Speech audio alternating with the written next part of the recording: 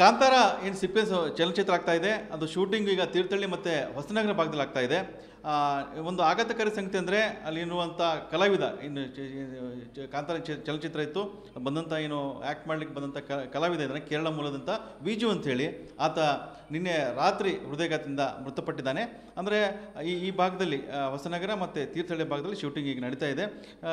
ಹಠಾತ್ತಾಗಿ ಈತ ಮೃತಪಟ್ಟಿದ್ದರಿಂದ ಸಾಕಷ್ಟು ಕೂಡ ಈಗ ಚಿತ್ರತಂಡ ಕೂಡ ಆಘಾತ ಆಗಿದೆ. ನಮ್ಮ ಜೊತೆ ಮಾತಾಡಲಿಕ್ಕೆ ತೀರ್ಥಹಳ್ಳಿ ಇರುವಂಥ ಮೆಡಿಕಲ್ ಆಫೀಸರ್ ಇದ್ದಾರೆ, ಅವ್ರ ಹತ್ರ ಮಾತಾಡೋಣ. ಸರ್, ಇದು ಏನೇನಾಯಿತು, ಎಷ್ಟು ಗಂಟೆಗೆ ಬಂದರು, ಎಲ್ಲಿಂದ ಬಂದರು?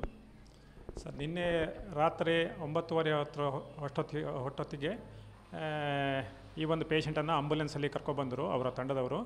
ಸೊ ನಾವು ಅವರನ್ನು ಪರೀಕ್ಷಿಸಲಾಗಿ ಅವರು ಡೆತ್ ಆಗಿ ಒಂದು 15 to 20 ಮಿನಿಟ್ಸ್ ಆಗಿರ್ಬೋದು ಅಂತೇಳಿ ನಮ್ಮ ಡ್ಯೂಟಿ ಡಾಕ್ಟರ್ ಆವಾಗ ಸರ್ಟಿಫೈ ಮಾಡ್ತಾರೆ. ಅಂದರೆ ECG ಅಂತ ತೆಗೆದು ನೋಡಿದ್ವಿ.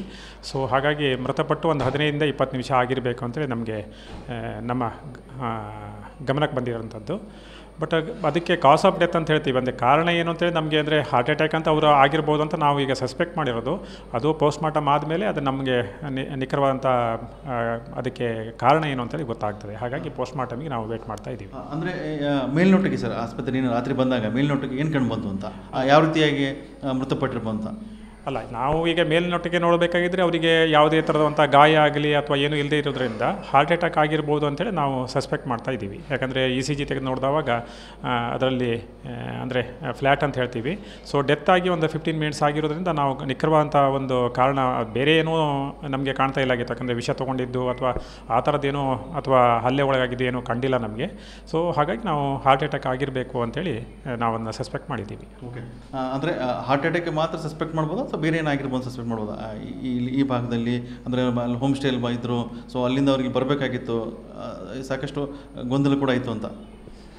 ಅದು ನಾವು ಈಗ ಪೋಸ್ಟ್ ಮಾರ್ಟಮ್ ಆದಮೇಲೆ ಅದಕ್ಕೆ ಏನಾದರೂ ಕಾರಣ ಇದ್ದರೆ, ಬೇರೆ ಕಾರಣ ಏನೋ ಇದ್ದರೆ ಗೊತ್ತಾಗ್ತದೆ ಅಷ್ಟೇ, ಅದಕ್ಕಿಲ್ಲಂದ್ರೆ ಗೊತ್ತಾಗೋದಿಲ್ಲ. ಓಕೆ ಸರ್, ಅಂದರೆ ಈಗ ಕುಟುಂಬ ಯಾರು ಬಂದಿದ್ದಾರೆ, ಹೇಗೆ ಪೋಸ್ಟ್ ಮಾರ್ಟಮ್ ಪ್ರಕ್ರಿಯೆ ಯಾವಾಗ ಆರಂಭ ಆಗುತ್ತೆ? ಕಂಪ್ಲೀಟ್ ಎಲ್ಲ ಆಗಿದೆಯಾ? ಅದು ನಾವೀಗ ಪೋಸ್ಟ್ ಮಾರ್ಟಮಿಗೆ ಪೊಲೀಸ್ನವ್ರು ವೇಟ್ ಮಾಡ್ತಾ ಇದ್ದಾರೆ. ಅವರು ತ್ರಿಶೂರು ಅವರ ಊರು ಅಂತೇಳಿ ಗೊತ್ತಾಯಿತು, ಕೇರಳ. ಹಾಗಾಗಿ ಅವರ ಫ್ಯಾಮಿಲಿ ಬಂದ ಮೇಲೆ ನಾವು ಪೋಸ್ಟ್ ಮಾರ್ಟಮನ್ನು ಮಾಡಿಕೊಡ್ತೀವಿ ಅವರಿಗೆ. ಓಕೆ, ಈ ಬಂದಂಥ ಸಂದರ್ಭದಲ್ಲಿ ಚಿತ್ರತಂಡವ್ರು ಬಂದಿದ್ದರಾ ಜೊತೆಗೆ?